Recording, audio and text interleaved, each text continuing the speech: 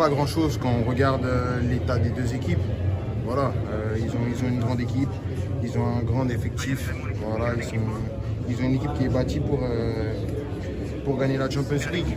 Nous, comme je l'ai dit en début de saison, à ma première conférence de presse de Champions League, qu'on allait faire notre maximum. Notre maximum, c'est ça, c'est la vérité. Et voilà, on va se remettre en question et on va retourner à notre quotidien qui est le championnat.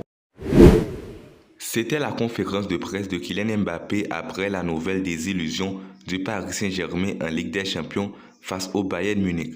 A-t-il raison? Perso, oui, mais ce n'est pas notre sujet pour aujourd'hui. Il y a environ 11 ans que le groupe QSI du PSG essaie de mettre sur pied une équipe de haut niveau pour gagner la plus prestigieuse des compétitions européennes, la Ligue des Champions. Malgré des noms ronflants, les Qataris ont dû ramener à Paris. L'objectif n'est toujours pas atteint. Le Paris Saint-Germain a été éliminé en huitième de finale de LDC 5 fois en 7 ans. Après ce nouveau fiasco, les dirigeants doivent penser au mercato pour la prochaine saison. Mais quel mercato qui serait idéal pour le Paris Saint-Germain? N'hésitez pas à nous dire dans la section commentaires. Et n'oubliez pas d'aimer la vidéo et abonnez-vous pour tout voir et tout savoir sur le football.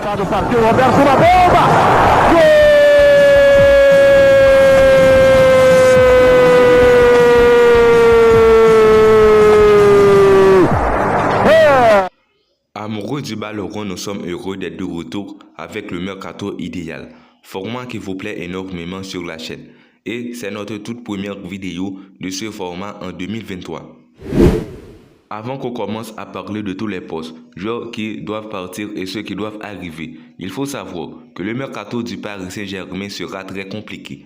Pour respecter le fair play financier, le Paris Saint-Germain n'aura pas forcément un énorme budget mercato. Un montant de 80 millions d'euros sera disponible pour la fenêtre des transferts. Mais pour réaliser un mercato de rêve, le Paris Saint-Germain devrait dégraisser sa masse salariale en vendant des joueurs. En plus, le club parisien a prêté 14 joueurs qui seront de retour. Et il faut trouver une solution, une porte de sortie pour les vendre définitivement ou les reprêter. Nous aimerions faire venir un entraîneur. À cause du budget maigre du club, nous gardons Christophe Galtier. En plus, il faut donner du temps au coach, malgré qu'on veut de bons résultats rapidement. On continue avec les gardiens. On en a 4 actuellement: Gianluigi Donnarumma, Sergio Rico, Alexandre Lefebvre, Marcin Bulka. Pour le dernier nom cité, Bulka, il faut le prêter, car c'est un jeune gardien qui en a le plein potentiel pour être parmi les meilleurs gardiens dans quelques années. En ce qui concerne Alexandre Lefebvre, on doit le laisser partir. Sergio Rico restera toujours sur le banc parisien, juste pour supplier Donnarumma. Cependant, Donnarumma n'est pas rassurant dans le but. On doit recruter un gardien. On pense évidemment à Bono, gardien marocain du FC Séville. Il va venir au PSG pour concurrencer l'international italien. Notre rédaction est même partant pour qu'il soit un titulaire indiscutable au PSG. Maintenant, nous passons aux défenseurs, dont on commence avec les défenseurs gauche, Nuno Mendes et Juan Bernat. Pas de débat, Nuno sera le numéro 1 à ce poste. Pour les défenseurs droits, on a Achraf Hakimi El Shaddai, 17 ans. C'est presque le même cas sur le côté gauche de la défense. Hakimi sera numéro 1, mais on doit ramener un latéral.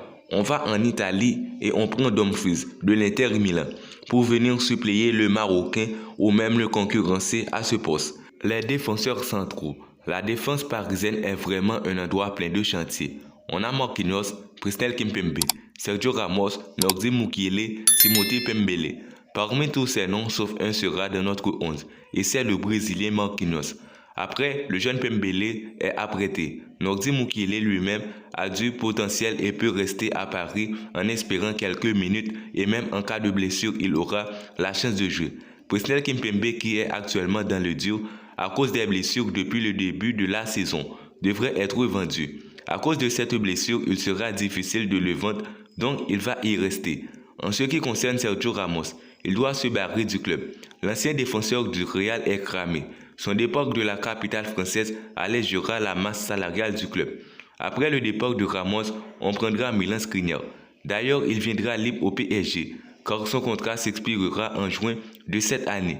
On l'associera avec Marquinhos. Amoureux du Paris Saint-Germain et du foot, on est arrivé à peu près à la moitié de cette vidéo. nous vous demandons de lâcher un pouce bleu et un commentaire à la vidéo parce que ça nous aide énormément et nous encourage à continuer avec le travail. Abonnez-vous aussi à la chaîne pour ne pas rater les autres vidéos à venir. Le milieu de terrain. Il y a du travail. Si le Paris Saint-Germain a tant souffert cette saison, c'est en grande partie de son milieu de terrain.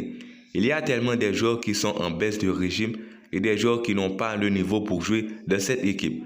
On a Verratti que nous gardons. On lui fait toujours confiance.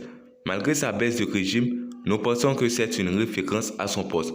Ensuite, on a Danilo, Fabien Ruiz, Vitinha, Renato Sanchez, Ismaël, Maxime Copo, Carlos Soler, ainsi que le petit Zahir Emery. C'est au milieu qu'on doit faire la révolution. On conserve Danilo. C'est comme un Nacho, il est toujours présent quand on a besoin de lui, toujours présent pour dépanner. Il n'est pas le seul à garder, Fabien Ruiz et Zahir Emery sont à garder aussi. Emery a du potentiel et on doit lui donner beaucoup plus de temps de jeu. Pour les autres, Renato Sanchez, Carlos Soler, Vitinha, Ismaël, il faut chercher à les vendre ou à les prêter.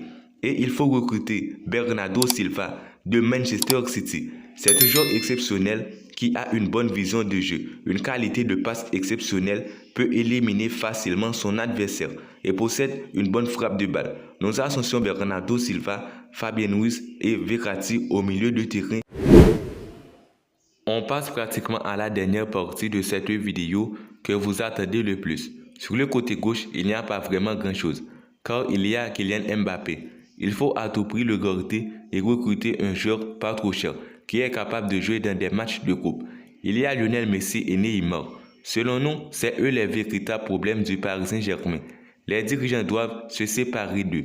En se séparant d'eux, le Paris Saint-Germain va devoir avoir un budget qui lui permettrait de réaliser un grand mercato. Après avoir fini de se séparer des deux superstars, il faut amener du monde en attaque. Nous pensons à un ailier et un avant-centre.